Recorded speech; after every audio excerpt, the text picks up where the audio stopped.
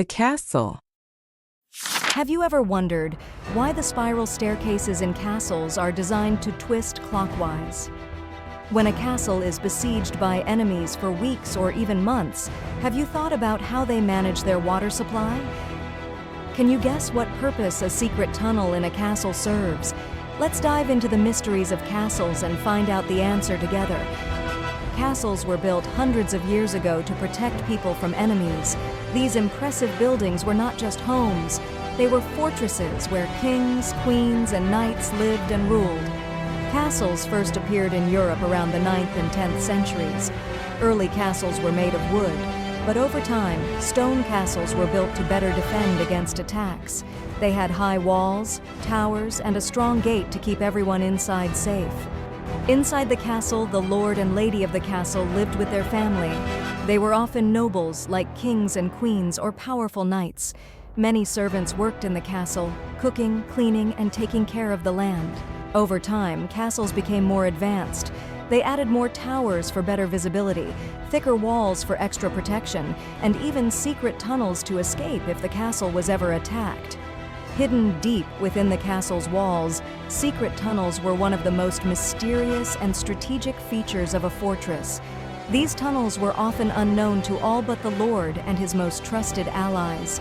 They served as escape routes during sieges, allowing the castle's residents to flee unnoticed if the enemy managed to breach the defenses. Some tunnels even led to secret doors hidden in the surrounding forests or cliffs, providing a hidden path for reinforcements or spies to enter the castle undetected. Many castles were surrounded by a moat, a deep, wide ditch filled with water.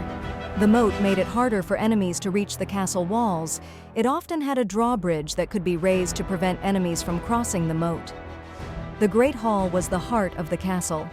This is where the lord held feasts, entertained guests, and made important decisions. The hall was often decorated with tapestries and had a large fireplace to keep everyone warm. The keep was the most secure part of the castle, usually a tall tower in the center. It was the last line of defense if the castle was under attack. The lord's family might live in the keep, and it often contained a chapel and storerooms. Castles had tall towers where guards could keep watch over the surrounding land. The walls had arrow slits, narrow openings through which archers could shoot arrows at attackers while staying protected. As time went on, castles were equipped with cannons to defend against attackers. Before cannons, catapults were used to hurl heavy stones or burning objects at enemies trying to breach the walls. The gatehouse was the castle's first line of defense, a powerful structure guarding the main entrance. Built with thick stone walls and a heavy metal gate known as a portcullis, the gatehouse was designed to withstand even the most determined attacks. But it wasn't just about strength. It was also a clever trap for enemies.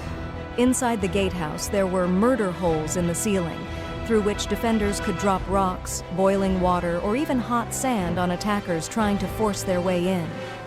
Castles also had gardens where herbs, vegetables, and flowers were grown.